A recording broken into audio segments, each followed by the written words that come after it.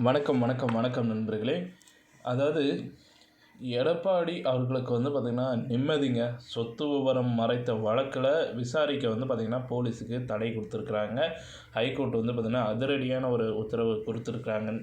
So இந்த வீடியோவில் அதை பற்றி தான் நம்ம இப்போ முழுமையாக பார்க்க போகிறோம். அதாவது சென்னை 2021 சட்டசபை தேர்தலில் பார்த்திங்கன்னா வேட்பு மனுவில் சொத்து விவரங்களை மறைத்ததாக குற்றம் சாட்டப்பட்ட வழக்கில் பார்த்திங்கன்னா எதிர்க்கட்சி தலைவரும் அதிமுக பொதுச் செயலாளரும் ஆன எடப்பாடி பழனிசாமிக்கு எதிரான விசாரணை பார்த்திங்கன்னா நடத்த காவல்துறையினருக்கு இடைக்கால தடை விதித்தது. ஸோ சென்னை உயர்நீதிமன்றம் பார்த்திங்கன்னா இதை உத்தரவிட்டிருக்கிறாங்க. அதிமுக பொதுச் செயலாளராக இருக்கிறவர் தான் பார்த்திங்கன்னா எடப்பாடி பழனிசாமி. இவர் கடந்த ஆண்டு பார்த்திங்கன்னா 2021 சட்டசபை தேர்தலில் சேலம் மாவட்டம் எடப்பாடி தொகுதியில் பார்த்திங்கன்னா போட்டியிட்டு வெற்றி பெற்றார்.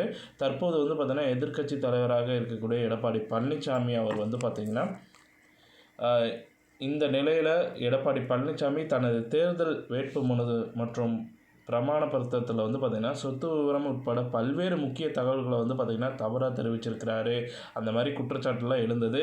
ஸோ இது தொடர்பாக பார்த்திங்கன்னா எடப்பாடி பழனிசாமி மீது பார்த்திங்கன்னா மக்கள் பிரதிநிதித்துவ சட்டத்தின் கீழ் சட்ட நடவடிக்கை எடுக்க உத்தரவிடக் கோரி தேனி மாவட்டம் உத்தமபாளையத்தை சேர்ந்த மிலானி என்பவர் சேலம் நீதிமன்றத்தில் தனிநபர் வழக்கு தொடர்ந்தாங்க. ஸோ இதனை அடுத்து இந்த வழக்கை விசாரித்த சேலம் நீதிமன்றம் இந்த புகார் குறித்து விசாரணை நடத்தி முகாந்திரம் இருந்தால் வழக்கு பதிவு செய்யும்படி பார்த்திங்கன்னா இது குறித்து மே 26 அறிக்கை தாக்கல் செய்யவும் சேலம் குற்றப்பிரிவு போலீஸாருக்கு உத்தரவிடப்பட்டது. இது எப்படி பழனிசாமிக்கு சிக்கலை ஏற்படுத்தியிருக்கு அப்படின்றத பார்க்கும் பொழுது இதற்கிடையே தான் சேலம் நீதிமன்றம் உத்தரவுக்கு தடை விதிக்க கோரியும் உத்தரவை ரத்து செய்ய கோரியும் எதிர்க்கட்சி தலைவர் எடப்பாடி பழனிசாமி சென்னை உயர்நீதிமன்றத்தில் மனு தாக்கல் செஞ்சார். ஸோ இந்த மனுவை விசாரித்த உயர்நீதிமன்றம் வழக்கு குறித்து காவல்துறை பதிலளிக்க உத்தரவிட்டாங்க. ஸோ இந்த விவகாரத்தை பெரிதுபடுத்த வேண்டாங்க அப்படின்ற மாதிரி காவல்துறைக்கு அறிவுறுத்தப்பட்டிருக்கு. அது மட்டும் இல்லாமல் இந்த உத்தரவை மீறி சேலத்தில் உள்ள இந்தியன் வங்கி கிளையில் தனது கணக்கு குறித்த விவரங்களை கேட்டு பெற்றுள்ளதாக கூறி சேலம் மத்திய குற்றப்பிரிவு ஆய்வாளர் புஷ்பராணி உதவி ஆய்வாளர் குணசேகரன் ஆகியோருக்கு எதிராக அதிமுக பொதுச் செயலாளர் எடப்பாடி பழனிசாமி அவர்கள் நீதிமன்ற அவமதிப்பு வழக்கு தாக்கல் செஞ்சார்.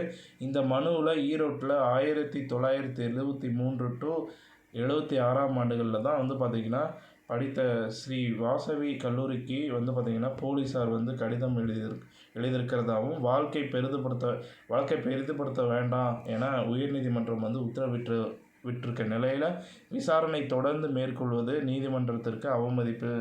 ஸோ இது பார்த்திங்கன்னா அவமதிப்பான செயல் என்பதால் இரு அதிகாரிகளையும் பார்த்திங்கன்னா நீதிமன்ற அவமதிப்பின் சட்டத்தின் கீழ் தண்டிக்க வேண்டும் அப்படின்ற மாதிரி தெரிவிச்சிருக்கிறாரு. நீதிமன்ற அவமதிப்பு வழக்கு நீதிமன்ற இளந்திரையின் முன்பு விசாரணைக்கு வந்தது. இந்த நிலையில் சேலம் மத்திய குற்றப்பிரிவு ஆய்வாளர் புஷ்பராணி உதவி ஆய்வாளர் குணசேகரன் ஆகியோர் தங்கள் செயலுக்கு பார்த்திங்கன்னா நிபந்தனையற்ற மன்னிப்பு கேட்க வேண்டும் அப்படின்ற மாதிரி நீதிமன்றத்தில் பிரமாண பத்திரம் தாக்கல் செஞ்சாங்க. ஸோ இதனை பார்த்திங்கன்னா நீதிபதி ஏற்றுக்கொண்டு அதோடு மட்டும் இல்லாமல் அதிமுக பொதுச் செயலர் எடப்பாடி பழனிசாமிக்கு எதிரான சேலம் குற்றப்பிரிவு காவல்துறையில் பதிவு செய்துள்ள தேர்தல் குற்றச்சாட்டுகள் குறித்த வழக்கில் விசாரணையை நடத்தி இறுதி உத்தரவு பிறப்பிக்கும் வரை காவல்துறை விசாரணை நடத்த தடை விதித்தும் உத்தரவிட்ட நீதிபதி நீதிமன்ற அவமதிப்பு வழக்கையும் முடிச்சு வச்சாங்க. ஸோ தடை விதித்தது தான் அப்படின்ற மாதிரி சொல்லப்படுதுங்க.